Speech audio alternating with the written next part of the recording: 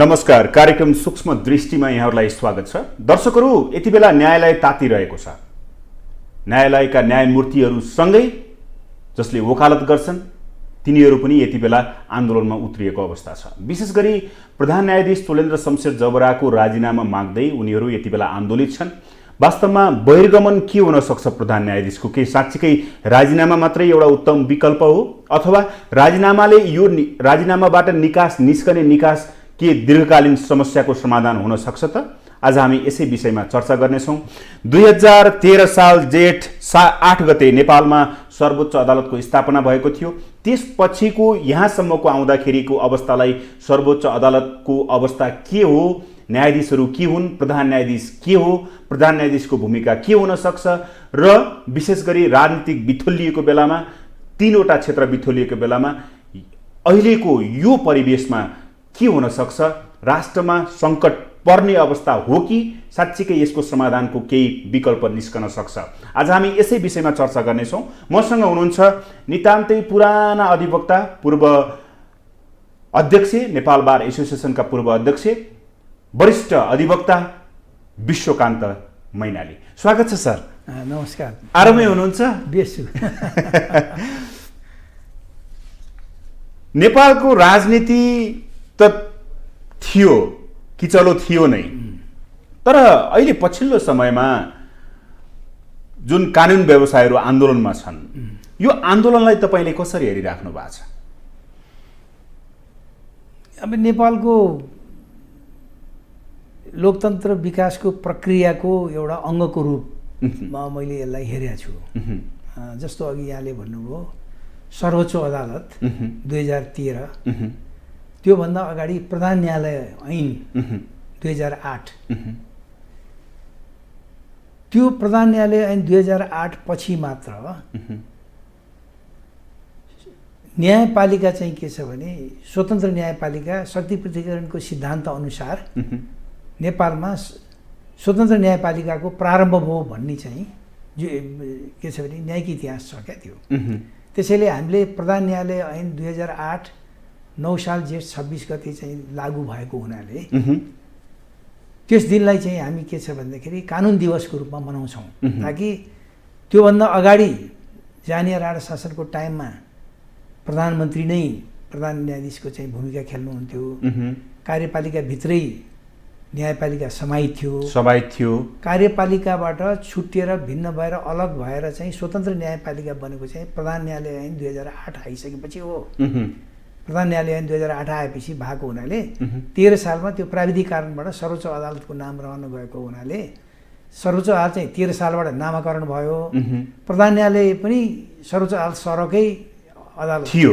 त्यो प्राविधिक कारण छ, त्यसका धेरै कुराहरू छन्, त्यता अहिले नजाउँ। त्यसैले त्यहाँबाट चाहिँ हाम्रो स्वतन्त्र न्यायपालिकाको चाहिँ के छ भने अभ्यास सुरु भयो। अब त्यस पछाडि अब कुनै पनि मुलुकको राजनीतिक आधारबाट चाहिँ के छ भने त्यहाँको पद्धतिको विकास हुन्छ। हामीले जानिया राणा शासनबाट मुक्त त भयौँ, तर कस्तो प्रकारको चाहिँ पद्धति हामीले निर्माण गर्ने भन्ने कुरामा त्यहाँ एउटा राजनीतिक खिचोला भनौँ न, राजशक्ति र जनशक्तिको बिचको खिचोला भएको कारणबाट चाहिँ हामीले के छ भने एउटा कोर्स निर्धारण गर्न सकेनौँ, राजनीतिक पद्धति निर्धारण गर्न सकेनौँ। त्यतिखेर राजतन्त्र शक्तिशाली थियो, लोकतन्त्र चाहिँ कमजोर अवस्थामा थियो। त्यसैले गर्दाखेरि चाहिँ 2015 सालमा चाहिँ के छ भन्दाखेरि राजनीतिक दलहरूले राजाको चाहिँ के छ भन्दाखेरि सर्वोच्चतालाई स्वीकार गरेर चाहिँ संविधान चाहिँ 2015 चाहिँ जारी गर्ने अवस्था आयो। र त्यस पछाडि चाहिँ के छ भन्दाखेरि न्यायिक इतिहास हामीले हेर्दाखेरि त्यस बेला चाहिँ 18 महिना काम बिपीको चाहिँ निर्वाचित सरकारले भनौँ 2/3 बहुमतको निर्वाचित सरकारले चाहिँ 18 महिनाभन्दा बढी काम गर्न सकेन हो। किनभनेदेखि बिपीको चाहिँ सरकारले देशमा स्थिरता ल्याउन सकेन। धेरै जिल्लाहरूमा चाहिँ लुटपाट मचियो, अस्थिरता आयो। धेरै जनताहरू नारायण रेड्डी दरबारमा आएर चाहिँ के छ भने राजाको गुहार मागे, देशमा अस्थिरता बढ्यो, शासन गर्न सकेन भन्ने आरोपमा चाहिँ 2017 साल पौष 1 गते आयो। त्यस पछाडि चाहिँ 2015 सालको संविधान चाहिँ निलम्बन भएको थियो। 19 सालको संविधान आइसकेपछि खारेज भयो। त्यो 19 सालको संविधानले चाहिँ पछि चाहिँ निर्दलीय व्यवस्था पञ्चायत व्यवस्था कायम गर्यो। 30 सालसम्म त्यसले चाहिँ काम गर्यो है कि त्यसले राम्रै काम गरेको थियो। खालि चाहिँ घरेलु क्षेत्रमा लोकतान्त्रिक अधिकार प्रजातान्त्रिक अधिकार नदिए पनि 19 सालले त सर्वोच्च अदालतलाई बलियो रूपमा प्रस्तुत गरेको हो नि त, होइन त? होइन, 19 सालमा पनि अदालतहरू स्वतन्त्रै थियो। अदालत स्वतन्त्रै थियो। खालि के थियो भन्दाखेरि राजा कानुनभन्दा माथि थिए, उनलाई कानुन लाग्दैन थियो। न्यायालयको अधिकार पर्याप्त थिएन। न्यायालयको अधिकार अन्तिम अधिकार न्यायालयको थिएन। ऊ पहिले जस्तो के छ भन्दाखेरि बिन्ती पत्रबाट चाहिँ न्यायालयको सर्वोच्च अदालतको फैसला पनि बदर हुन्थ्यो। न्यायिक समिति भनेर राजाको भने दरबारबाट चाहिँ स्थापित भएको थियो। त्यहाँ उजुरी दिएर सर्वोच्च अदालतको फैसलाको विरुद्धमा त्यहाँ उजुरी दिने चलन थियो। राजाको हुकुमको रुवानीबाट सर्वोच्च अदालतको चाहिँ के छ नि बदर हुन्थ्यो अघि। र त्यो चाहिँ केही हदमा त कहिलेकाहीँ न्याय पनि पर्थ्यो। कारण किनभने सर्वोच्च अदालतबाट भएको त्रुटिलाई सच्याउने अहिले व्यवस्था छैन। त्यतिखेर त्यो व्यवस्थाले गर्दाखेरि राजपरिवारलाई मुद्दा नलाग्ने, मुद्दामा सामेल हुन नपर्ने, उनीहरूले चाहिँ अदालतसँगको चाहिँ कुनै समस्या उनीहरूलाई नआउने भएको हुनाले उनीहरू संविधान र कानुनभन्दा माथि बसेको हुनाले कहिलेकाहीँ उनीहरूको चाहिँ दृष्टिकोणबाट चाहिँ के छ भने सर्वोच्च अदालतका गलत फैसलाहरूलाई उल्टिने व्यवस्था पनि थियो थियो अघि। तर त्यो सैद्धान्तिक रूपमा चाहिँ जायज कुरा थिएन अघि। तर व्यवहारको रूपमा चाहिँ कहिलेकाहीँ त्यसले चाहिँ के छ भनेदेखि एउटा चाहिँ जनतामा एउटा आस्था पैदा गरे हुनाले राजा चाहिँ त्यति अनपपुलर भएको थिएनन्। त्यसपछि 47 सालको परिवर्तनपछि जुन किसिमको संविधान आयो त्यो संविधानले अलिकता प्रजातान्त्रिक अभ्यास गर्यो, होइन? निश्चय नै। त्यसपछि 62-63 को आन्दोलनपछि जब नेपालमा शक्ति पृथकीकरणको सिद्धान्त अनुसार न्यायपालिका, व्यवस्थापिका र कार्यपालिका तीनवटालाई विशेष अङ्गको रूपमा लिइयो र त्यसमध्येको न्यायपालिकालाई एकदमै स्वतन्त्र अङ्गको रूपमा लिइयो जसले धेरै अधिकारहरू प्राप्त गरेको छ। त्यही अधिकारभित्र रहेको न्यायालयभित्र अहिले देखिएको जुन किसिमको आन्दोलन छ, म अगाडि जान चाहन्न, अहिलेकै अवस्थामा आउन चाहे। प्रधान न्यायाधीश चोलेन्द्र शमशेर राणाको यो अवधिको कार्यकाललाई तपाईँले कसरी हेर्नु भएको छ? होइन, जस्तो त्यसलाई यहाँलाई अलिकता सब्जेक्ट टु करेक्सन गर्नुपर्ने अवस्था आउँछ। संविधानको इतिहास हेर्दाखेरि हामीले संवैधानिक इतिहास हेर्दाखेरि नेपालको संविधानको इतिहास 2004 सालबाट सुरु हुन्छ क्या। 2004 सालमा चाहिँ पद्म शमशेरको टाइममा एउटा राणा शासकीय विधान तयार भएको थियो। 7 सालमा चाहिँ के छ भने जानिया राणा शासनबाट मुक्त भइसकेपछि 2007 सालको अन्तरिम विधान भन्ने लागू भयो। त्यो 15 सालसम्म जारी रह्यो अघि। अनि 2015 सालमा चाहिँ नेपालको संविधान चाहिँ आयो, नेपाल अधिराज्यको संविधान 2015 आयो। त्यो 19 सालको संविधानले त्यसलाई खारेज गर्यो। त्यस पछाडि गएर 47 सालमा चाहिँ के छ भन्दाखेरि अर्को संविधान आयो। शक्ति पृथकीकरणको फन्डामेन्टल बने चाहिँ फाउन्डेसन हाल्ने चाहिँ संविधान चाहिँ 2047 सालको संविधान हो। यो 63 को संविधान 72 को संविधान भन्दा पनि सुरुको फाउन्डेसन हाल्ने चाहिँ के छ भने शक्ति पृथकीकरणको सिद्धान्त चाहिँ स्थापित गरेको, लोकतन्त्रको स्थापित गरेको, बहुदलीय व्यवस्थाको स्थापित गर्ने संविधान चाहिँ 2047 हो। जहाँ राजाको पनि केही पोजिसन थियो र चाहिँ प्रजातन्त्रको पनि पोजिसन थियो त्यहाँनिर है थियो। 63 सालको जनआन्दोलनले चाहिँ अब गणतन्त्र बनाइदियो, समावेशीदेखि लिएर चाहिँ धेरै कुराहरू यहाँ चाहिँ समावेश गरिदियो। 72 सालको संविधानमा चाहिँ अहिले जो जारी भइरहेको छ त्यसमा अब धेरै सकारात्मक कुरा पनि छन्, धेरै नकारात्मक कुरा पनि छन्। सकारात्मक कुरामा चाहिँ के छ भने न्यायपालिका एउटा स्वतन्त्र एउटा न्यायपालिका चाहिँ एउटा जनताको आस्थाको केन्द्र, एउटा चाहिँ उच्च नैतिक न्यायाधीशहरूको एउटा चाहिँ सङ्गठनको संस्थाको रूपमा परिकल्पना गर्यो क्या यसलाई परिकल्पना गर्यो अघि र चाहिँ त्यो सञ्चालन भइराखेको थियो अघि। अब जहाँसम्म अहिलेको प्रश्न हो, चोलेन्द्र शमशेरजीको प्रश्नको जुन कुरा छ, उहाँको नियुक्तिको बेलामा पनि विवाद त नभएको होइन है, नियुक्तिको बेलामा विवाद भएको हो। तर चाहिँ के छ भने यो सर्वोच्च अदालतभित्र न्यायपालिकाभित्र विसङ्गति विकृतिहरू हुर्किएको, पालिएको, फैलिएको चोलेन्द्र शमशेरको टाइममा मात्र होइन। यो प्रारम्भकालदेखि थियो। पञ्चायती व्यवस्थामा अलिक कम थियो न्यायपालिकाभित्र, बहुदलमा बढेर गयो क्या, बहुदलमा बढेर गयो। त्यसैले गर्दाखेरि 47 सालको संविधानमा दुईवटा प्रावधान हामीले अरू मुलुकमा नभएको प्रावधान चाहिँ हामीले ल्याएर न्यायपालिकाभित्र राखेका थियौँ।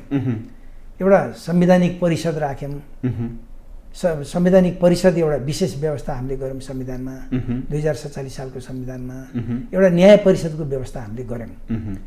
न्याय परिषदको व्यवस्था चाहिँ न्यायालयको शुद्धिकरणको लागि, स्वतन्त्रताको लागि भनेर चाहिँ न्यायाधीशको चाहिँ नियुक्ति प्रक्रियाहरूमा चाहिँ हस्तक्षेप नहोस् भन्नको लागि चाहिँ असल मनसायबाट न्याय परिषदको गठन भयो।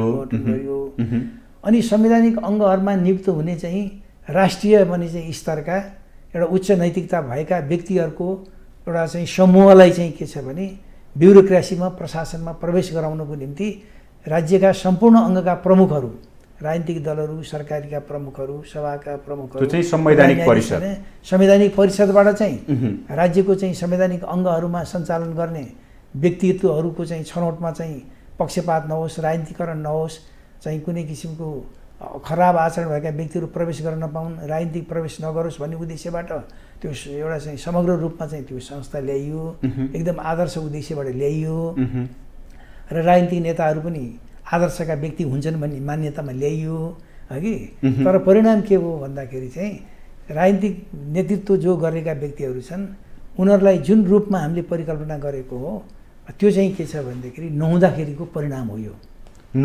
जस्तै अहिले जुन किसिमको आन्दोलन आइराखेको छ नि, त्यसो भए चोलेन्द्र शमशेर राणाको कार्यकालमा मात्रै अनियमितता, व्यथिति, विसङ्गति, भ्रष्टाचार हो त त्यसो भए अदालतमा? होइन होइन, खालि अहिले त त्यही कुरा आइराखेको छ।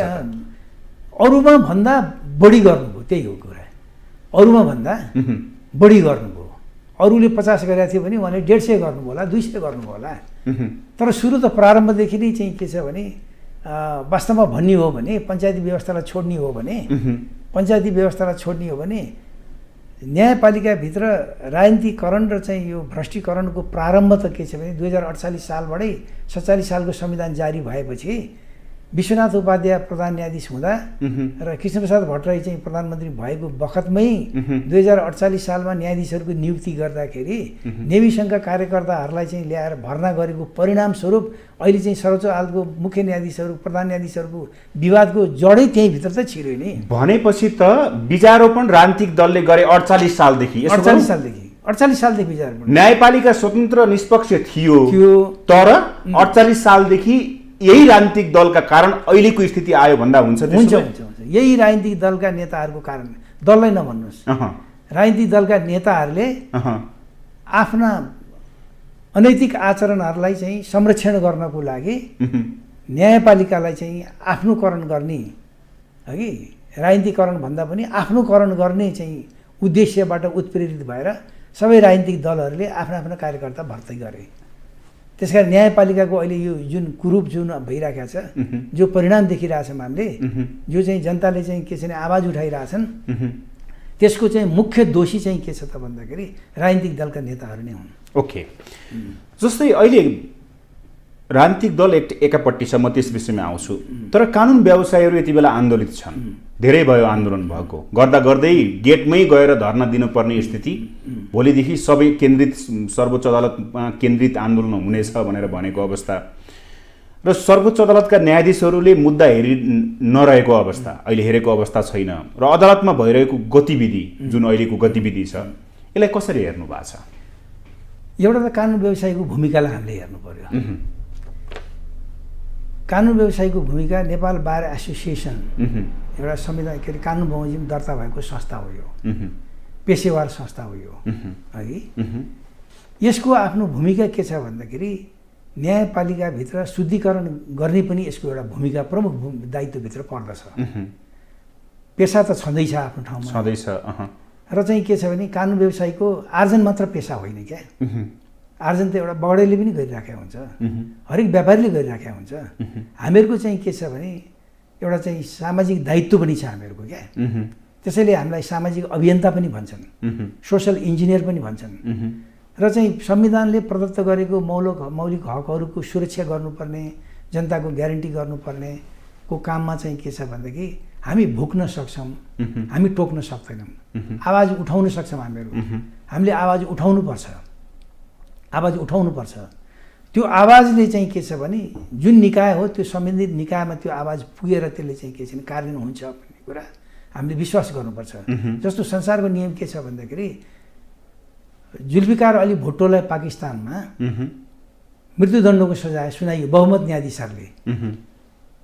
बहुमत न्यायाधीशमा चाहिँ तपाईँको के छ भने 3 जना न्यायाधीश चाहिँ मृत्युदण्डको पक्षमा, 2 जना न्यायाधीश चाहिँ विपक्षमा चाहिँ थिए, हगि।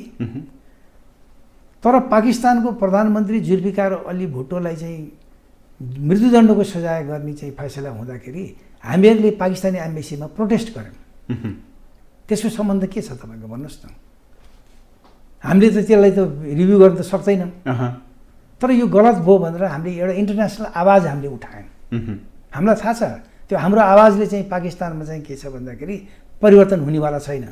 तर त्यो आवाज चाहिँ संसारभर घन्कियो भने त्यस्तो किसिमको फेरि चाहिँ अन्याय चाहिँ फेरि हुँदैन भन्ने चाहिँ मान्यता छ क्या तपाईँ हेर्नुहोस्, हगि। अब अमेरिकाले चाहिँ भियतनाममा चाहिँ भयङ्कर बमबार्ड गरेर चाहिँ अन्याय गर्यो। काठमाडौँमा चाहिँ के छ भने म विद्यार्थी नेता थिएँ, हामीले ठुलो जुलुस निकालेर भियतनाममाथिको अमेरिकी साम्राज्यवादको चाहिँ के छ भनेदेखि अन्यायको चाहिँ हामीले विरोध गऱ्यौँ। अब हामीलाई थाहा छ के छ भने हामीले काठमाडौँको नयाँ सडकमा जुलुस गरेर त्यो अन्याय चाहिँ के छ भने रोकिँदैन भन्ने थाहा छ तत्कालीन। तर हाम्रो आवाज एक दिन चाहिँ संसारको आवाज हुन्छ। एउटाको आवाज घन्किँदै गएपछि न्यायसित आवाज छ भने त्यो संसारको आवाज हुन्छ र त्यसले परिवर्तन ल्याउँछ भन्ने कुरामा त्यसैले चाहिँ कानुन व्यवसायीले आफ्नो धर्म अन्तर्गतमा अदालतमा विसङ्गति विकृति छ, भ्रष्टाचार छ भन्ने कुराको प्रारम्भकालदेखि नै अदालतको न्यायपालिकाको इतिहासदेखि नै के छ भने समावेशी घटी बेडीमा चाहिँ के छ भन्दाखेरि गल्ती गर्नेलाई पञ्चायती व्यवस्थामा सजाय तुरुन्तै हुन्थ्यो, कारबाही हुन्थ्यो। बहुदल आइसकेपछि चाहिँ गल्ती गर्नेलाई संरक्षण भयो, किनभने राजनीतिक कार्यकर्ताको नियुक्तिको कारणबाट संरक्षण भयो। तपाईँ हेर्नुहोस् फरक त्यति छ क्या, तपाईँ हेर्नुहोस् फरक त्यति छ। यद्यपि म पञ्चायती व्यवस्थाको विरुद्धमा उभिएर बहुदल ल्याउने एउटा चाहिँ धेरै प्रमुखहरूमध्ये म पनि एउटा चाहिँ म पनि एउटा पात्र हुँ, हगि।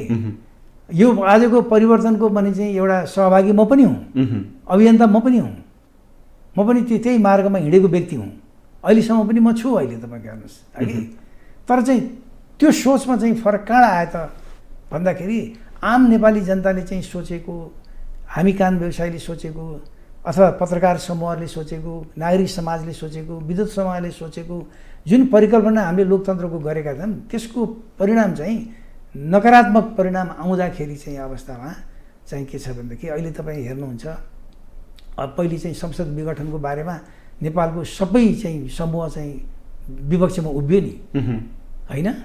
पार्टीभित्रैबाट पनि उभियो नि त मान्छेहरू, बाह्रै पनि त उभियो, पत्रकार समूह उत्रियो, सबै उत्रियो नि त। अब तर चाहिँ के छ भन्दाखेरि यसको मूल कारण चाहिँ के हो त भन्दाखेरि राजनीतिक दलहरू, बहुदलीय व्यवस्थामा राजनीतिक दलले शासन गर्छ, दलको नेतृत्वले नै दलको प्रतिनिधित्व गर्दछ र ती दलका नेताहरू चाहिँ लाई राजकाजको एउटा अनुभव पनि थिएन, हेर्नुहोस् तपाईँको, र अभ्यास पनि थिएन र उहाँहरूको हैसियत पनि त्यो शासन गर्ने हैसियत पनि रहेनछ भन्ने कुरा चाहिँ यसले प्रमाणित गर्यो क्या तपाईँको हेर्नुहोस् है। त्यो हैसियत र चाहिँ के छ भने दृष्टि नभएका व्यक्तिहरूको हातमा ठुलो राष्ट्रको जिम्मेवारी जाँदाखेरि यो चाहिँ के छ भने विचलनहरू आयो अहिले तपाईँको हेर्नुहोस्। म एकजनालाई मात्र भनिरहेको छैन, म तपाईँको हेर्नुहोस्, मैले कुनै खास एउटा व्यक्तिलाई इङ्गित गरिरहेको छैन। र अर्को कुरा चाहिँ के छ तपाईँको नारायणजी भन्दाखेरि हाम्रो समाज लोकतन्त्रको निम्ति तयार भइ नसकेको समाज हो अहिलेको परिवेश। थर्ड वर्ल्डको, म अहिले चाहिँ तपाईँको नेपालको कुरा गरिरहेको छैन, मात्र कुरा गरिरहेको छैन, म अफ्रिकन कन्ट्रिजहरूको बारेमा पनि मैले चाहिँ म रेडियोमा सुनिरहन्छु, न्युज हेरिरहन्छु, ल्याटिन अमेरिकामा पनि कन्ट्रिजहरूको पनि हेरिराखेको छु, एसियन कन्ट्रिजको पनि म हेरिराखेको छु, तपाईँको हेर्नुहोस् छरछिमेकीको पनि हेरिराखेको छु, संसारका केही मुलुकहरू घुम्या पनि छु मैले, देखिया पनि छु मैले। अमेरिकाको 1 वर्ष बसेर मैले चाहिँ के छ भने टोटल निर्वाचनको अब्जर्भेसन गरेँ, त्यति हाइली डेभलप कन्ट्रीको कस्तो हुँदो रहेछ भनेर, होइन? त्यसैले गर्दाखेरि चाहिँ के छ त भन्दाखेरि हाम्रो समाजको बनोट कस्तो रहेछ अहिलेसम्म पनि भन्दाखेरि सामाजिक संरचना चाहिँ सामन्ती छ, है, सामन्ती समाज छ। तपाईँको हेर्नुहोस् शासन प्रणालीको चाहिँ के छ भने नेतृत्व तहमा हुकुमी संस्कार छ। तपाईँले चाहिँ लोकतन्त्र जतिसुकै लोकतन्त्रको नाम दिए पनि पार्टीहरूको नेताहरूको आचरण हेर्नुहोस्। म बिहान रेडियो सुन्दै थिएँ, शेरबहादुर देउवा अब अहिले 5औं पटकको प्रधानमन्त्री मान्छे, जो हामी समकालीन पनि थियौँ, सायद 1 वर्ष मभन्दा जुनियर हुनुहुन्थ्यो कि जस्तो लाग्छ मलाई। विद्यार्थी आन्दोलनमा सँगै थियौँ हामीहरू, हगि 5औं पटकको चाहिँ के छ भने प्रधानमन्त्री, अब नेपालको सबैभन्दा चाहिँ लोकतान्त्रिक पार्टी प्रजातान्त्रिक पार्टीको प्रधानमन्त्री, उहाँको निर्वाचन क्षेत्रमा पार्टीको निर्वाचन क्षेत्रमा चाहिँ त्यहाँ ठुलो गुनासो चाहिँ रोइकराई भएर चाहिँ मोस्ट अप्रजातान्त्रिक हुकुमी शासन प्रणालीले चाहिँ प्रतिनिधित्व गरेर आइदिनु भयो भनेर चाहिँ उजुरी परिरहेको छ तपाईँले हेर्नुहोस्, हगि। अब हाम्रो मैले चाहिँ एउटा खालि उदाहरण दिएको, उहाँको व्यक्तिगत कुरा गरिरहेको छैन मैले तपाईँ। त्यसो भए जुन त्यही म भन्दैछु, त्यो एउटा चाहिँ त हामी लोकतन्त्र भनेको त कस्तो चाहिँ अभ्यास हो भनेदेखि तपाईँमा सहनशीलता चाहिन्छ, धैर्यता चाहिन्छ क्या। अरूको चाहिँ के छ भने हक अधिकारलाई सम्मान गर्ने चाहिँ के छ भन्दाखेरि स्वभाव चाहिन्छ, हगि। त्यो लुट्ने चाहिँ के छ भने ब्रह्मलुट गर्ने चाहिँ स्वभावले चाहिँ लोकतन्त्र स्थापित हुँदैन। अङ्गहरूलाई चाहिँ लोकतन्त्र भनेको अङ्गले बोक्ने हो, संवैधानिक अङ्गहरूले लोकतन्त्र बोक्छ क्या। एउटा मान्छे त आउँछ जान्छ, एउटा मान्छे लोकतान्त्रिक हुन सक्छ, अर्को मान्छे लोकतान्त्रिक नहुन पनि सक्छ। तर अलोकतान्त्रिक मान्छे आए पनि त्यो लोकतन्त्र चाहिँ को चाहिँ संरचना बलियो छ भने, त्यो संस्था बलियो छ भने त्यो अलोकतान्त्रिक पनि लोकतान्त्रिक हुन्छ कि त्यहाँबाट त्यसलाई चाहिँ निष्कासन गरिन्छ क्या तपाईँको हेर्नुहोस्। त्यसैले अहिले हाम्रो चाहिँ लोकतान्त्रिक संस्थाहरू संवैधानिक अङ्गहरू जति छन् लोकतन्त्र चाहिँ बोक्ने संस्थाहरू, ती सबै धाराशाही भइसके हेर्नुहोस्, हगि। एउटा न्यायपालिका थियो, त्यसलाई पनि धाराशाही बनाइसके। आफ्नो कार्यकर्ता चाहिँ के छ भने नियुक्त गरेर, योग्यताभन्दा कमका कार्यकर्ता नियुक्त गरेर, योग्य मान्छेलाई नगरेर, र किनभनेदेखि उनीहरूले चाहिँ एउटा सुरक्षाको अनुभूतिको लागि जम्मै निकायर अख्तियार अनुसन्धान माने आयोगलाई भयो, दुरुपयोग अनुसन्धान आयोगलाई भयो, न्यायपालिका भयो, त्यस्तै किसिमको गृहभित्रका चाहिँ अनुसन्धान निकायहरू भयो, चाहिँ सबैमा राजनीतिकरण भयो। त्यो सबैलाई राजनीतिकरण गरेर आफ्नो पक्षमा लागेदेखि आफ्नो अपराधलाई चाहिँ के छ भन्दाखेरि बाट मुक्त पाइन्छ भन्ने चाहिँ सोचबाट चाहिँ के छ भने राज्य सञ्चालन भयो। अब यहाँनिर अघि तपाईँ भन्नुभयो कि राजनीतिक नियुक्ति बार आन्दोलित छ, यति बेला अधिवक्ताहरू आन्दोलनमा छन्, वकिलहरू सबै धरनामा कसेर बसेको अवस्था छ। त्यसो भए मलाई बताइदिनुहोस् न त, त्यसो भए राजनीतिकरण हुँदाखेरि अहिले पछिल्लो परिवेशमा केपी शर्मा ओली, पुष्पकमल दाहाल, शेरबहादुर देउवा, कार्यपालिका हाँकिराखेको शेरबहादुर देउवा हुनुहुन्छ, राजनीति दलमा चाहिँ 2टा दलका नेताहरू हुनुहुन्छ। उहाँहरूको भूमिकाले गर्दाखेरि अहिलेको न्यायालयभित्रको आन्दोलन हो भनेर भन्छन्, तपाईँले के बुझ्नु भएको छ? त्यो भूमिका चाहिँ अहिले आएर मात्र उम्लिया भूमिका होइन, त्यो प्रारम्भ त सुरुदेखि नै भएको थियो हेर्नुहोस् तपाईँको। जस्तो तपाईँलाई म उदाहरण दिउँ, म नेपाल बारको अध्यक्ष हुँदाखेरि 10-12 वर्ष अगाडिको कुरा हो, हगि। एउटा चाहिँ के छ भने मैले अठोट के गरेका थिएँ भन्दाखेरि न्यायपालिकामा सुधार निश्चित रूपमा गर्नुपर्छ भन्ने कुराको दृढताका साथ हाम्रो बार एसोसिएसन चाहिँ एकजुट भएर हामीहरू लाग्यौँ। अब हामी विद्यार्थी कालदेखि नै एउटा चाहिँ लोकतन्त्र स्थापनाको लागि लागेको व्यक्ति भएको हुनाले, एउटा आदर्शता बोकेको व्यक्ति भएको हुनाले, उच्च नैतिकता र चाहिँ के छ भने लिएर हिँडेको व्यक्ति भएको हुनाले हामीले न्यायपालिकामा सुधार गर्नु पर्दछ, यो अठोट गर्ने भन्ने कुरामा। अब हामीलाई त्यतिखेर तपाईँहरूले त्यो भन्नुभयो, अहिलेको वकिलहरूले भन्नुहुन्छ, अहिलेको बारले भनेको छ शुद्धिकरणको आवश्यकता छ। त्यही त म भन्दैछु, यो निरन्तरता हो। त्यो आन्दोलनको नेपाल बार एसोसिएसनको प्रारम्भ कालदेखिको निरन्तरता हो। यो अहिले नयाँ जन्मिया बारको चाहिँ आन्दोलन होइन, यो होइन। यो त्यो बेलामा चाहिँ मैले चाहिँ तपाईँको के छ भन्दाखेरि एउटा चाहिँ आम सभामै भनेको थिएँ, कानुन व्यवसायीहरूकै आम सभामा, जहाँ के अरे न्यायाधीशहरू पनि हुनुहुन्थ्यो, महाधिवक्ता हुनुहुन्थ्यो, कानुन मन्त्री हुनुहुन्थ्यो, हामी सबै थियौँ, म बारको अध्यक्ष थिएँ। त्यहाँ पनि हामीले चाहिँ न्यायपालिकाभित्रको विसङ्गति र विकृति सुधारको लागि हामीले धेरै प्रयास गऱ्यौँ, हगि। धेरै प्रयास गर्दाखेरि पनि बिचौलियाहरूको पनि भूमिकालाई चाहिँ हामीले निहालिराखेका छौँ। आम नेपाली जनताले दुःख पाइराखेका छन्, न्याय पाइराखेका छैनन्, पैसाबाट चाहिँ न्याय बिक्री भइराखेका छ, र चाहिँ दुखी जनता चाहिँ मुद्दा धाइ छन्। 20औं वर्ष धाएर चाहिँ अन्त्यमा चाहिँ हात लाए शून्य भइरहेको छ। कस्तो जुडिसियरी हामीले परिकल्पना गरेछौँ। यस्तो प्रकारको जुडिसियरी, दुःख दिने जुडिसियरी त हामीले कल्पनै नगरेका जुडिसियरी आयो। व्यवस्था हेर्दाखेरि संवैधानिक व्यवस्था ठिक छ, मान्छे ठिक छैन। मान्छे ठिक नहुनुको कारण के त भन्दाखेरि राजनीति ठिक छैन, मेयो ठिक छैन, हगि। सबैभन्दा चाहिँ के छ भन्दाखेरि माउ माने चाहिँ नीति त राजनीति हो नि त, हो त, त्यो राजनीतिले नै सञ्चालन गर्छ क्या तपाईँको। शुद्धि र अशुद्धिको चाहिँ निर्णय गर्ने राजनीति गर्छ। त्यसपछि मैले के भने भन्दाखेरि त्यतिखेर चाहिँ म बारको अध्यक्ष हुँदाखेरिको अवस्थामा सर्वोच्च अदालतको न्यायाधीश र अख्तियार दुरुपयोग अनुसन्धान आयोगका प्रमुख आयुक्त र आयुक्तहरू भनौँ न है, यो दुईटा निकायका हाकिमहरूलाई ले जस्तोसुकै अपराध गरे पनि भ्रष्टाचार गरे पनि कानुनको दायराभित्र ल्याउने व्यवस्था थिएन। बुझ्नु हो त, कानुनको दायराभित्र ल्याउने व्यवस्था थिएन। मैले के भने भन्दाखेरि यदि उहाँहरूलाई कानुनको दायराभित्र ल्याउने व्यवस्था नगर्ने हो भने न्यायाधीशहरूको चाहिँ लाइसेन्स चाहिँ न्यायाधीशको पद त के छैन, भ्रष्टाचारको लाइसेन्स हुनु गयो। तपाईँहरूले भ्रष्टाचारको लाइसेन्स बनाउनु न्यायाधीशलाई त्यति बेला मैले भने भनेपछि चाहिँ के छ भने न्यायाधीशहरू यति आन्दोलित भए। आज अहिले चाहिँ न्यायाधीशले आन्दोलन गरे जस्तो मेरो विरुद्धमा न्यायाधीशहरूले आन्दोलन गरे, बहिष्कार गरे कोर्ट। इतिहासमा पहिलो पटक कोर्ट बहिष्कार गरे। र अनि चाहिँ के छ भन्दाखेरि सर्वोच्च अदालतको चाहिँ फुल कोर्ट बसेर पूर्ण इजलास बसेर चाहिँ मलाई 6 महिना चाहिँ के छ भने मेरो पेसाबाट सस्पेन्ड गरे, मलाई सस्पेन्ड गरे। अनि चाहिँ सारा बार झन् आन्दोलित भयो। आन्दोलित भइसकेपछि हामीले र अन्तर्राष्ट्रिय क्षेत्रबाट पनि यति ठुलो चाहिँ दबाब आयो कि उनीहरूले खेप्न सकेनन्। नसकेपछि चाहिँ के छ भने फेरि चाहिँ पूर्ण इजलास बसेर उनीहरूको निर्णयलाई फिर्ता लिएर मसँग चाहिँ के छ भने क्षमा याचना गर्नु पर्यो। न्यायाधीशहरूले क्षमा याचना गर्नु पर्यो। तर हामी चाहिँ त्यसलाई आन्दोलनलाई अगाडि बढाउने भन्दा हाम्रो उद्देश्य त न्यायपालिकालाई सुधार्ने उद्देश्य हो, खराब गर्नेलाई दण्ड गर्ने उद्देश्य हो। अब त्यसो भए बताइदिनु नि त, अहिले भनिराखेका छन् कि त्यही म भन्दैछु तपाईँको अघि। त्यस पछाडि दुईटा व्यवस्था त्यसले प्राप्त गर्यो। त्यो आन्दोलनले दुईटा के छ भने सर्वोच्च अदालतको न्यायाधीशहरू पनि अख्तियार अनुसन्धान दुरुपयोग आयोगको अनुसन्धानका प्रमुख आयुक्तहरू पनि अब कानुनको दायराभित्र ल्याउने व्यवस्था बन्यो। र त्यस पछाडि बार र बेन्चको बिचमा चाहिँ के छ भने हामी एक रथका दुई पाङ्ग्रा भएको हुनाले अब हामीले चाहिँ के छ भन्दाखेरि जुनसुकै कुराहरू पनि एउटा पारस्परिक एउटा सम्बन्धबाट निपटारा गर्नुपर्छ भनेर एउटा संयन्त्र निर्माण भयो।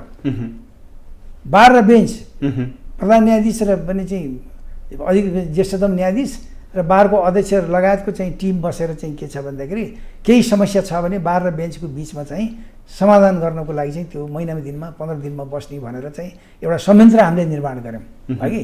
त्यसले स्वाभाविक रूपमा काम गरिराखेको थियो, स्वाभाविक रूपमा काम गरिराखेको थियो। अब बिचमा फेरि चाहिँ के छ भन्दाखेरि अब गोपाल पराजुलीदेखि लिएर चाहिँ विभिन्न चाहिँ न्यायाधीशहरू आउँदाखेरि फेरि विभिन्न कुराहरू उठ्न थाल्यो, त्यहाँनिर अरू न्यायाधीशको विषयमा पनि उठ्न थाल्यो, सबै कुरा गर्न थाल्यो। अहिले चाहिँ चोलनजीको मात्र होइन, योभन्दा अगाडिको न्यायाधीशमा त हाम्रो चाहिँ सुशीला कार्कीलाई त महाअभियोगै लगायो भने त महाअभियोगकै प्रस्ताव गएको हो नि त तपाईँको सुशीला कार्कीलाई। भनेपछि मैले यहाँनिर आउन खोजेको कि विकृति विसङ्गति भयो भनेर भनिन्छ, तपाईँले बुझेको न्यायालयभित्रको विकृति विसङ्गति के हो? विकृति विसङ्गति भनेको चाहिँ कस्तो भन्नुहुन्छ भन्दाखेरि न्यायालय भनेको आम नेपाली जनता जसको कहीँ सहारा छैन, न्याय प्राप्तिको लागि जाने अन्तिम आस्थाको केन्द्र न्यायालय हो। अन्तिम आस्था। किनभने सरकारले सुनेन, अरू निकायहरूले सुनेन, उमाथि अन्याय भइराखेको छ भनेदेखि प्रथम दायित्व त सरकारको हुन्छ। जस्तो कहीँ गएर चाहिँ के छ भने कुनै असहाय गरिबमाथि चाहिँ अन्याय भयो, कुनै एउटा महिलामाथि अन्याय भयो, कुनै एउटा कमजोर व्यक्तिमाथि अन्याय भयो, गुन्डागर्दी भयो, प्रपर्टी उसको हरण गरिदियो, केही दुःख दियो आदि किसिमको माने चाहिँ काण्ड भयो भने पहिलो दायित्व त सरकारको हुन्छ नि। सरकारले सुनिदिनुपर्छ। सरकारले सुनिदियो भनेदेखि त्यो नागरिक सुरक्षित हुन्छ, उसले आफ्नो सरकारको अनुभूति गर्छ। अब त्यो कहीँबाट पनि सुनवाई भएन भने अन्तिम जाने ठाउँ चाहिँ के छ? न्यायालय हो। त्यो अन्तिम ठाउँ त यस्तो एउटा चाहिँ उच्च आस्थाको केन्द्र, नैतिकताको केन्द्र हुनुपर्छ जहाँ गएपछि उसले उपचार पाउँछु भनेर एउटा पीडित मान्छेले चाहिँ देवस्थलमा गएर भगवान्को अगाडि पुकार गर्दाखेरि मैले इन्साफ पाउँछु भन्ने उसको मनमा अनुभूति भए जस्तो त्यस्तो अनुभूति उसले गर्न सक्नु पर्यो अदालतबाट क्या। अब अदालतमै चाहिँ तपाईँको भ्रष्टाचार हुने, मुद्दा मामिलाको किनबेच हुने, गरिबीले मुद्दा हार्ने पहिला पनि हुन्थ्यो त्यस्तो। मेरो आफ्नो अनुसन्धानमा मैले के देखेको छु भन्नुहुन्छ भन्दै तपाईँको एक्चुअली हामीले मोही र भूमि सुधार सम्बन्धीको चाहिँ अध्ययन गर्दाखेरि 4.5 लाख 5 लाख मोही भूमि सुधार ऐन 2021 आइसकेपछि नेपालमा कायम भएर रहेछ। त्यसमा तपाईँको के छ भन्दाखेरि पहिले मोहीलाई चाहिँ बाली नतिरेको अवस्थामा निष्कासन गर्ने अवस्था थियो। तर पनि चाहिँ के छ भने मोही निष्कासन नगरेर बाली क्षतिपूर्ति भराइदिएर चाहिँ त्यो व्यवस्था गरिराखेका थियो। सर्वोच्च अदालतमा जिम्मेदार माने चाहिँ न्यायाधीशहरू थिए, मधेसका ठुला जिम्मेदार न्यायाधीशहरू थिए। उनीहरूको बेन्चमा त्यो मुद्दा परेपछि चाहिँ के छ भने बाली नबुझाउन साथै मोहीबाट निष्कासन हुने ठहर छ भनेर फैसला गर्थे। 2 वर्षमा 4 लाख मोही सिद्धिए। तपाईँ हेर्नुहोस् त्यो अनुसन्धानले देखाएको रहेछ। त्यो भनेपछि त्यस्तो थियो त्यो होइन, त्यो वर्गीय दृष्टिकोण हेर्नुहोस् न तपाईँको है। त्यो मोहीले त अन्य अनुभूति गर्यो नि त है कि। अब त्यो बेला अगाडिसम्म त्यही कानुन हो, कानुनमा केही संशोधन भएको छैन। त्योभन्दा अगाडिसम्म बाली भराएर चाहिँ त्यो जुन क्षतिपूर्ति शुद्ध पनि भराइदिने व्यवस्था थियो, मोही चाहिँ निष्कासन गर्दैन थियो अघि। अब मुद्दा मामिला चाहिँ कस्तो हुन्छ भने तपाईँले चाहिँ सर्वोच्च अदालतमै पनि हेर्नुहोस्, अरू जिल्ला अदालतमा पनि हेर्नुहोस्, धनी र गरिबको मुद्दामा 90% गरिबले मुद्दा हार्छ। 90%ले 90%ले हार्छ। यो विकृति हो। यो विकृति त हो नि। किन भन्छ भने किन विकृति हो भनेदेखि गरिबले प्रमाण सङ्कलन गर्न सक्दैन, राम्रो वकिल पाउँदैन। वकिल भनेको पैसामा मात्र चाहिँ के छ भने बहस गर्ने जात हो। हेर्नुहोस् कि मानवीय हित गर्ने भने थोरै मान्छे हुन्छन् तपाईँको। हेर्नुहोस् कि त्यसले गर्दाखेरि उसले चाहिँ र अर्को कुरा हाम्रो पद्धति जुन हामीले चाहिँ अँगालेका छौँ बेलायती पद्धति एडभर्सरी सिस्टम भन्छ। यो गरिब मुलुकमा जहाँ शिक्षाको कमी छ, जहाँ अज्ञानता छ, जहाँ कानुनको ज्ञान नभएको समाज छ, त्यसमा चाहिँ यो एडभर्सरी सिस्टम बेलायती सिस्टमले चाहिँ के छ भने गरिबले इन्साफ पाउँदैन। त्यसमा हामीले के छ त भन्दाखेरि त्यसलाई इन्क्विजिटरी सिस्टम भन्छ। अदालतले पनि पहिले हाम्रो 17 सालभन्दा अगाडि थियो, 19 सालभन्दा अगाडि चाहिँ के छ भन्दाखेरि त्यो सिस्टम थियो। हाम्रो आफ्नोपन पनि थियो त्यहाँनिर क्या तपाईँको हेर्नुहोस् है। न्यायाधीशले पनि चाहिँ के छ भनेदेखि सरकारी वकिलले पेस गरेको प्रमाणमा कमी भयो भने आफूले पनि खोजी नीति गरेर कमजोर पक्षको तर्फबाट पनि प्रमाण खोजिदिने व्यवस्थाहरू थियो। हामीले त्यो सबै व्यवस्थालाई चाहिँ के छ भने छोडेर हामी बेलायती पद्धतितर्फ गयौँ। हामीहरू बेलायती पद्धतिमा के हुन्छ भन्दाखेरि न्यायाधीश न्युट्रल बस्छ, पक्ष र विपक्षले आफ्नो प्रमाण पेश गर्नुपर्छ, जसको प्रमाण बलियो हुन्छ त्यसले चाहिँ के छ जित्छ है कि। त्यो चाहिँ एउटा सभ्य शिक्षित समाजमा चाहिँ त्यो पद्धति ठिक हो। तर हाम्रो जस्तो गरिब असहाय दुखी अज्ञान मान्छे समाजमा चाहिँ के छ भने न्यायाधीशलाई पनि अथवा सरकारी पक्षलाई पनि त्यो गरिबको पक्षमा इन्साफ गर्दाखेरि आवश्यक पर्ने प्रमाणहरू खोज्ने पक्षमा चाहिँ के छ भन्दाखेरि त्यो अधिकार दिनुपर्नेमा त्यो अधिकार हामीले दिएनौँ। त्यसैले त्यो एउटा पद्धतिको पनि डिफेक्ट छ त्यसमा, न्यायाधीशहरूको पनि भन्दा पनि पद्धति नै डिफेक्ट छ। नेपालको लागि, नेपाल जस्ता गरिब मुलुकको लागि चाहिँ के छ भने यो एडभर्सरी सिस्टम बेलायती सिस्टम चाहिँ डिफेक्टिभ हुन्छ। तपाईँको हेर्नुहोस् एउटा कुरा त्यो हो। अब अर्को कुरा चाहिँ के छ त तपाईँको भन्नुहुन्छ भन्दाखेरि नियुक्ति नै मुख्य कुरा हो क्या। तपाईँको हेर्नुहोस् एउटा मान्छेले पनि धेरै परिवर्तन गर्न सक्छ है। पुँजीवादी र चाहिँ समाजवादी भन्ने कुरा होइन। व्यक्तिको आचरणमा धेरै फरक पर्छ। एउटा उदाहरण दिन्छु तपाईँलाई। चाहिँ इमेल्दा मार्केल चाहिँ जर्मनको चान्सलर 18-20 वर्ष भइन् दिने। 18 वर्ष जर्मन जस्तो युरोपको मोस्ट शक्तिशाली पावरफुल माने चाहिँ राज्यको चान्सलर राष्ट्रपति भएर बसेकी महिला चान्सलर हुँदा पनि आफ्नो पुरानो पहिलेको चाहिँ घरमा उनी एउटा साइन्टिस्ट हुन्, ठुलो साइन्टिस्ट हुन्। त्यस्तो व्यक्ति उनी चाहिँ के छ भन्दाखेरि जुन घरमा पहिले चाहिँ बसेकी थिइन् त्यही एउटा फ्ल्याटमा बसिन्। 18 वर्ष चान्सलर हुँदाखेरि पनि बसिन् तिनी। आफै भात पकाउँथिन्, उनको लोग्नेले लुगा धुने, भात पकाउने, भाँडा मान्ने गरिन्। चान्सलर हुँदा पनि भात पकाइन् र चाहिँ केही महिना मात्र अगाडि चाहिँ अवकाश भइन्। पुँजीवादी मुलुक हो नि जर्मन त, पुँजीवादी मुलुक हो नि त। एडवर्ड हिथ भन्ने चाहिँ ब्रिटिस प्राइम मिनिस्टर थिए म चाहिँ यङ जवान स्टुडेन्ट लिडर हुँदाखेरि। उनी चाहिँ उनीहरूको चाहिँ के छ भने प्राइम मिनिस्टर चाहिँ पदबाट चाहिँ निस्केर चाहिँ डाउन टेन स्ट्रिटमा उनको चाहिँ निवास हुन्छ प्रधानमन्त्रीको, 10 नम्बरमा चाहिँ घर नम्बरमा हुन्छ। पूर्वबाट चाहिँ मूल गेटबाट चाहिँ के छ भने चाहिँ बालवाला प्रधानमन्त्री बस्छ, पछाडि गेटबाट चाहिँ के छ भने अवकाश प्रधानमन्त्री चाहिँ निस्किने चलन रहेछ उनीहरूको। त्यो प्रधानमन्त्री घरबाट बाहिर निक्लिँदाखेरि बस्ने डेरा नभएर एउटाले चाहिँ एउटा साथीले चाहिँ सुत्न चाहिँ आधार दियो। तपाईँको हेर्नुहोस् बेलायत पुँजीवादी मुलुक हो नि त। तपाईँको हेर्नुहोस् है कि। तर अब हामीहरूको यहाँ तपाईँको हेर्नुहोस् प्रधानमन्त्री त कुरै छोडिदिनुहोस्, एउटा सामान्य चाहिँ के छ भन्दाखेरि पद जिम्मेवारी लिएको व्यक्ति पनि उसको हैसियत तपाईँले हेर्नुभयो भनेदेखि विचित्र देख्नुहुन्छ क्या। त्यसको स्रोत के त? स्रोत त यही निकाय त हुन् नि। तपाईँ हेर्नुहोस्, यही निकायहरू, राज्यका अङ्गहरूकै निकायहरू, स्रोतहरू नै हुन्। तपाईँको भनेपछि भ्रष्टाचार मौलायो, विकृति विसङ्गति मौलायो, यसकारण यो सुरुदेखि रोपेको बिउ अहिले फस्टिँदै झाङ्गियो, अहिले उम्लियो। अहिले उम्लिएको उम्लिने बेलामा चाहिँ के छ भने हाम्रो जबराजी पर्नुभयो। पर्नु भएको मात्रै हो जबराजी? होइन, उहाँले अरूको भन्दा अलि बढी गर्नुभयो, तर उम्लिने बेलामा पर्नुभयो। अब यहाँनिर बताइदिनुहोस् कि जबराले राजीनामा नदिँदासम्म हामी आन्दोलन जारी राख्छौँ भनेर बारले जसरी आन्दोलन गरिराखेको छ, यो सही छ? होइन, बारले त यो आन्दोलन भनौँ न जबराको मात्र प्रश्न होइन, यो त नेपालमा निरन्तर सधैँ गरिनुपर्ने आन्दोलन हो। आज एक दिन मात्र होइन, हगि? अब आन्दोलनको स्वरूप फरक हुन्छ।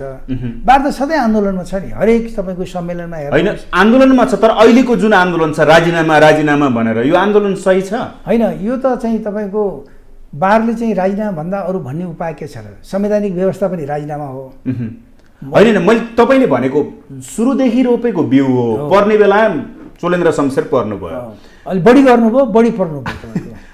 तर उहाँको राजीनामा मात्रै एउटा निकास हो त? सही निकास हो त? तपाईँको एउटा कुरा के छ त भन्दाखेरि न्यायाधीशको पनि चाहिँ अदालतको चाहिँ प्रमुख नेता को भन्दाखेरि प्रधान न्यायाधीश। ओके, प्रधान न्यायाधीशले सम्पूर्ण जिम्मेवारी वहन गर्नुपर्छ। यदि चाहिँ उहाँका सहकर्मी साथीहरूले उहाँलाई साथ दिएको भए कानुन व्यवसायीको आन्दोलन एउटा चाहिँ के छ भनेदेखि दूरदराजको आवाज भएर बस्थ्यो। आज नभए पनि भोलि त्यसले इफेक्ट गर्थ्यो होला, इकु गर्थ्यो होला, उनीहरूले आफ्नो आन्दोलन आफ्नो रूपमा अगाडि बढाउँथे। तर चाहिँ योभन्दा विगत नेपालको इतिहासमा कहिल्यै नभएको कुरा चाहिँ के हो त भन्दाखेरि सहकर्मीहरूले नै उहाँसँग सहकार्य गर्न चाहनु भएन। 19 जना न्यायाधीश, सर्वोच्च अदालतका सम्पूर्ण न्यायाधीशले चाहेनन् नि तपाईँको, होइन? नचाहेपछि सम्पूर्ण चाहिँ न्यायपालिकाको प्रमुख नेता उहाँ, न्यायपालिकालाई सञ्चालन गर्नुपर्ने नेता उहाँले सञ्चालन गर्न नसकेपछि त चाहिँ के छ भने उहाँको लागि त एउटा इज्जतदार बहिर्गमनको लागि त राजीनामा भन्दा अर्को विकल्प के छ र? संविधानले व्यवस्था गरेकै त्यही हो। किन पदबाट मुक्त हुने एउटा चाहिँ सम्मानजनक चाहिँ कार्य चाहिँ के हो भने राजीनामा दिएपछि पदबाट मुक्त हुन्छ, नत्र त फेरि उहाँलाई चाहिँ अभियोगको मुद्दा आउँछ। अब चाहिँ के छ भने त्यो झौडियाले जस्तो मलाई अभियोग लगाएर हेर्न त भनेर बस्ने त्यो पदले सर्वोच्च अदालतको पनि चाहिँ प्रधान न्यायाधीश पदले मिल्छ र? त्यो म जसरी नियुक्त भएको थिएँ म त्यसरी बहिर्गमन हुन्छु, होइन? बारको आन्दोलन केही होइन, केही व्यक्ति कराउँदैमा सडकमा उत्रिँदैमा म राजीनामा दिन्न, उहाँको भाषा त त्यही छ नि? होइन, त्यो त तपाईँको के छ भन्दाखेरि पहिले राजा ज्ञानेन्द्र चाहिँ हुँदाखेरि पनि सडकको आन्दोलनले केही हुँदैन भन्नुहुन्थ्यो नि त, होइन? उहाँले मौकामा चाहिँ के छ भनेदेखि सद्बुद्धि पुर्याएको भए आज यो अवस्था आउँदैन थियो नि। उहाँको कारणले गर्दा देशले पनि दुःख पायो, उहाँले पनि दुःख पाउनुभयो। मौकामै उहाँले चाहिँ आफ्नो चाहिँ के छ भन्दाखेरि अवस्थालाई चाहिँ मनन गरेर देश र जनताको हित अनुकूल आफ्नो आचरण बनाएको भएदेखि त मुलुकले पनि यो सफर गर्दैन थियो, राजाले पनि राजतन्त्र हट्ने अवस्था त थिएन नि। त्यसले गर्दाखेरि उहाँको हटपनले गर्दाखेरि नै चाहिँ उहाँ पनि चाहिँ समाप्त हुनुभयो, देश यो अवस्थामा आइपुग्यो। अब चाहिँ उहाँले चाहिँ छैन भन्नुहुन्छ। 46 सालभन्दा अगाडि बहुदलीय व्यवस्था नेपालमा चाहिन्छ भनेर पहिलो सम्मेलनबाट चाहिँ के छ भने घोषणा गर्ने चाहिँ दलभन्दा पनि पहिलो चाहिँ आन्दोलन गर्ने नेपाल बार एसोसिएसन हो। हाम्रो आन्दोलनले काम त दियो नि, आज नदेला ल 2 दिन कति दिन अड्नुहुन्छ तपाईँको प्रधान न्यायाधीश? तर त्यो भनिरहँदाखेरि बारले आन्दोलन गरिरहँदाखेरि राजनीतिक दलहरूबाट कुनै प्रतिक्रिया नआउनु, त्यो खालको अभिव्यक्तिहरू नआउनु, त्यो खालको एक्सनमा नजानु राजनीतिक दलहरूमा, केही स्वार्थ देख्नुहुन्छ तपाईँ? होइन, दुईटा कारण छ हेर्नुहोस् तपाईँ। के छ? एउटा कारण त सबै राजनीतिक दलहरू अहिले आफ्नो आन्तरिक माने चाहिँ पार्टी चाहिँ के छ भन्दाखेरि सम्मेलनमा व्यस्त छन्, हगि? उनीहरूको अहिले अन्त दायाँ बायाँ ध्यान गएको छैन, एउटा कुरा हो। दोस्रो कुरो के छ भने चोलेन्द्र शमशेरले अहिले भएका नेताहरूको सबैको स्वार्थ पूर्ति गर्नुभएको छ। यतिको मान्छे फेरि फेला पर्दैन भन्ने उहाँहरूलाई चिन्ताको विषय छ, हगि? दोस्रो कारण यो हो तपाईँको, हेर्नुहोस् है। ओके। तेस्रो कारण के छ त भन्दा नाडी छाम्नु भएको छ राजनीतिक दलहरूको नेताहरूले। अनि त्यस पछाडि के छ त भन्दाखेरि नेपाल बार एसोसिएसनको आन्दोलन अगाडि बढ्न सक्दैन, किनभनेदेखि चाहिँ धेरै चाहिँ हाम्रा कार्यकर्ताहरू छन्, हामीले एकचोटि चाहिँ त नजा भन्ना साथै चाहिँ तिनीहरू बन्द भइहाल्छन्। त्यसले गर्दाखेरि बिस्तारै यो फेजल आउट भएर जान्छ भन्ने राजनीतिक नेताहरूको विश्लेषण छ, तपाईँ हेर्नुहोस् हगि। र त्यो हदसम्म चाहिँ त्यो विश्लेषण ठिक पनि हो, तपाईँ हेर्नुहोस्।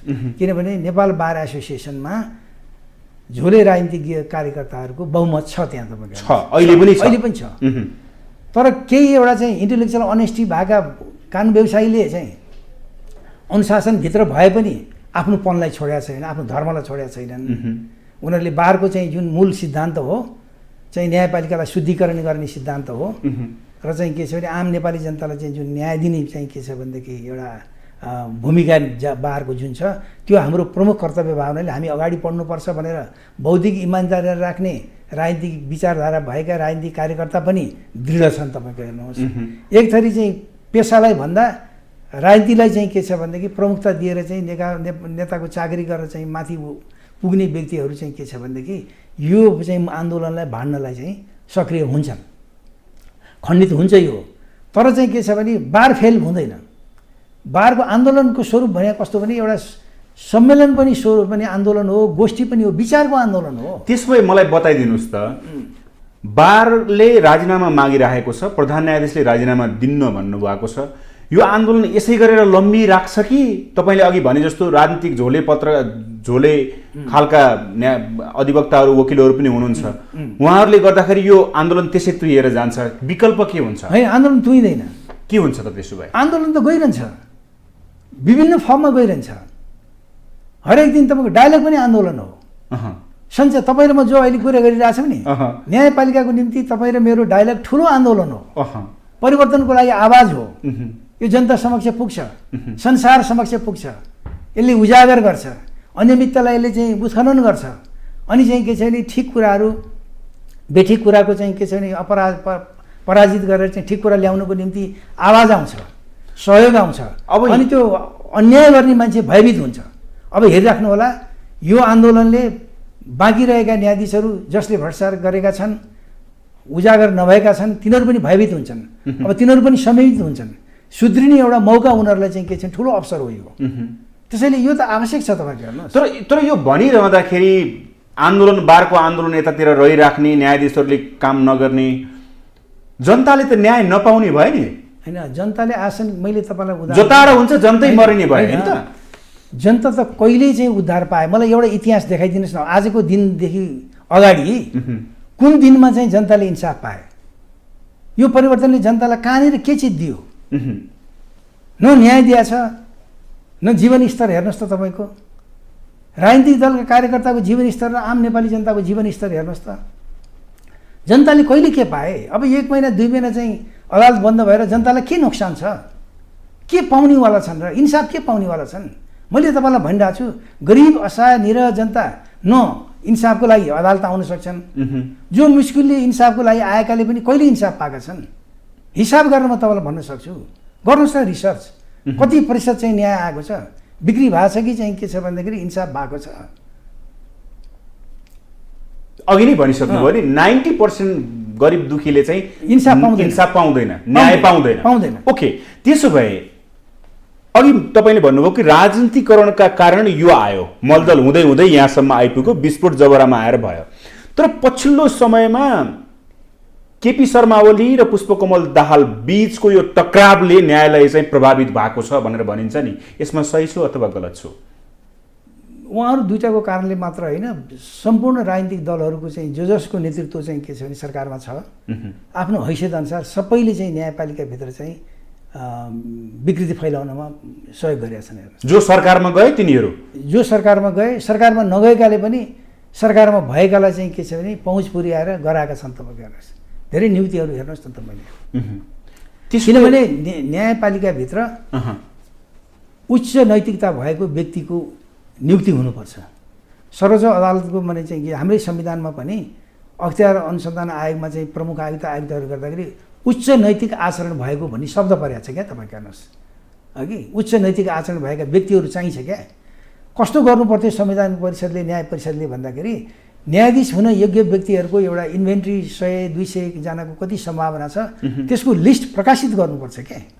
त्यसमध्येमा पब्लिक ओपिनियन आउनुपर्छ। तपाईँको हेर्नुहोस्, अनि बल्ल पो हुनुपर्छ। अनि त्यसपछि न्याय परिषदले नियुक्ति गर्नुपर्छ। ओके। संवैधानिक परिषदमा पनि देशभरि रहेका चाहिँ के छ भन्दाखेरि सम्बन्धित क्षेत्रका विशेषज्ञहरू, इमान्दार व्यक्तिहरू, काबिल व्यक्तिहरूको चाहिँ एउटा इन्भेन्ट्री बनाएर एउटा लिस्ट बनाएर चाहिँ पब्लिक गर्नुपर्छ। पब्लिकली त्यसलाई प्रकाशित गरेर चाहिँ के छ भने ती व्यक्तिहरू मध्येबाट छनौट गर्नुपर्छ क्या। आफ्नो कार्यकर्तालाई चाहिँ आफ्नो तपाईँको मात्र त कार्यकर्तालाई भर्ना गरेर पनि इन्स्टिट्युसन चल्छ तपाईँको। अहिलेको त्यो पनि अहिलेको most competitive technology, advance technology भएको स्टेट माने चाहिँ मेकानिजमभित्रमा चाहिँ यी सबै चाहिँ के छ भन्दाखेरि तपाईँको एसएलसी र आइए पढेका चाहिँ पढे पनि चाहिँ अलिकति डिग्री लिए पनि चाहिँ कुनै किसिमको अध्ययनशीलता नभएका, ज्ञान नभएका, ज्ञानीहरूसँग सेयर गर्ने ढङ्ग नभएका विद्वानसँग सङ्गत गर्ने त गर्न जान्नु पऱ्यो नि त। आफूले जान्नु पर्दैन। संसारमा सबै कुरा आफूले जाने हुँदैन। चौहान लागु तपाईँलाई चाहिँ के छ भने मैले पढेको एउटा कथा तपाईँलाई बताउँछु। 16 घन्टा 18 घन्टा काम गर्थे चौहानलाई। हो त्यो त हो। तर उनले के छ भन्दाखेरि सयौँ विशेषज्ञहरू चाहिँ उनका चाहिँ एडमा हुन्थे।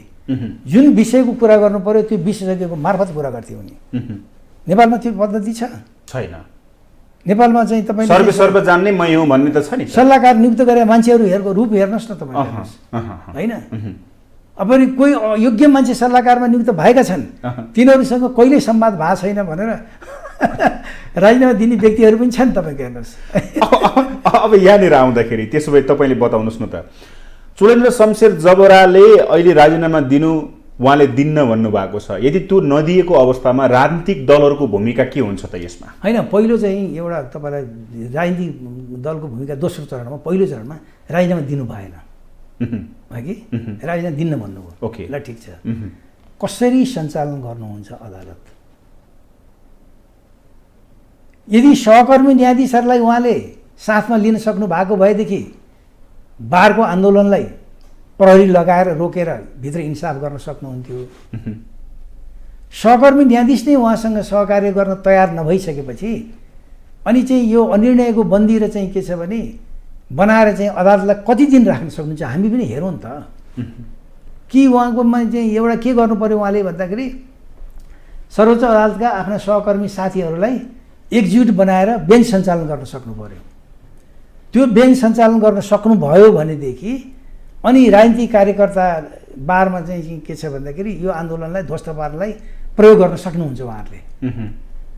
र आन्दोलन त निप्छ, एकछिन चाहिँ भुतभुतीको रूपमा रहला, बारको स्पिरिट त मर्दैन अघि। उसले आवाज त उठाइरहन्छ, कहिले ठुलो आवाज हुन्छ, कहिले सानो आवाज हुन्छ। तर नसकेपछि अदालत बन्द गरेको जिम्मेवारी चाहिँ प्रधान न्यायाधीश हुन्छ कि अनि बार हुने? त्यसो भए अब राजीनामा दिनु भएन, राजनीतिक दलको भूमिका के हुन्छ? प्रमुख कुरा राजनीतिक दल के को निम्ति? सुशासनको निम्ति, राज्यमा चाहिँ शासन व्यवस्था सञ्चालन गर्नुको निम्ति, सरकारको निम्ति। यो चाहिँ सुशासन र सरकार सञ्चालनको कार्यक्षेत्रभित्र पर्छै पर्दैन। न्यायपालिकाभित्रको समस्या जुन छ, जनताले दुःख पाएका समस्या जुन छन्, तिनीहरूको ध्यान आकर्षण भएन भने ती नेतामाथि आक्रमण हुन्छ। भोलि गएर चाहिँ बालोटार घेरिन्छ, भोलि गएर नेताहरूको चाहिँ घर घेरिन्छ, जनताले घेर्छन्। यो आन्दोलन त चर्केर जान्छ। त्यसले गर्दा सबैभन्दा बुद्धिमानी के हुन्छ त भन्दाखेरि चुडेन्द्र शमशेरजीको एउटा चाहिँ इज्जतदार बहिर्गमनको लागि संविधानकै व्यवस्था बमोजिम पदमुक्त हुने एउटा प्रथम आधार चाहिँ 1 नम्बरमा लेख्या हुन्छ क्या तपाईँको। कुनै पनि व्यक्तिको पदमुक्त हुने 1 नम्बरको प्रथम आधार चाहिँ के हुन्छ भने राजीनामा दिएमा। राष्ट्रपति समक्ष राजीनामा चाहिँ के छ भने मैले आफ्नो कुरा राखेर, मैले देशलाई यदि इमान्दारीपूर्वक काम गरेका थिएँ, सबै कुराहरू जे आफ्ना आदर्श कुरा छन् ती कुरालाई राखेर चाहिँ अन्त्यमा चाहिँ के छ भने म अब अहिले मैले सञ्चालन गर्न सकिनँ, त्यसरी मैले यो पदबाट राजीनामा दिएँ भनेर भनिदिनु भयो भने एउटा चाहिँ के छ भने क्षणिक एउटा समाधान हुन्छ। तर दीर्घकालीनको लागि संविधान अब अहिले हामीले चाहिँ 72 सालदेखि लागू गरेको संविधान अहिले 6 वर्ष भइसक्यो अघि। यो संविधानले चाहिँ कुनै पनि क्षेत्रमा चाहिँ प्रभावकारी भूमिका खेल्न सकेका छैन। अब एकचोटि टोटल्ली रिभ्यू गर्नुपर्ने अवस्था आएको छ। जुन बेलामा 72 को संविधान जारी भयो त्यतिखेर राजनीतिक नेपालभित्रका जनताको आकाङ्क्षा भन्दा पनि राजनीतिक दलहरूको संयोजीकरण र विदेशी शक्तिको चाहिँ स्वार्थलाई चाहिँ समूलङ्घन गर्दाखेरि यो संविधान उँट भयो। यसले फङ्सन गर्न सकिरहेको छैन। तपाईँ हेर्नुहोस्, न संहिताले फङ्सन गर्न सकेका छ, न यसका मौलिक अधिकारहरूले फङ्सन गर्न सकिरहेका छ, न नेपालसँग स्रोतहरू छन्, न नेपालले चाहिँ स्वाधीनतालाई जोगाउन सकिराखेको अवस्था छ। तपाईँले अहिले चाहिँ व्यापार घाटा सुन्नुभयो भनेदेखि मुलुक कङ्गाल डुबेर चाहिँ के छ भनेदेखि यो फेल स्टेजको अवस्थामा पुग्न आँटिरहेको छ। फेल स्टेज भयो भनेदेखि कसरी चाहिँ के छ नि स्वाधीनता जोगिएला।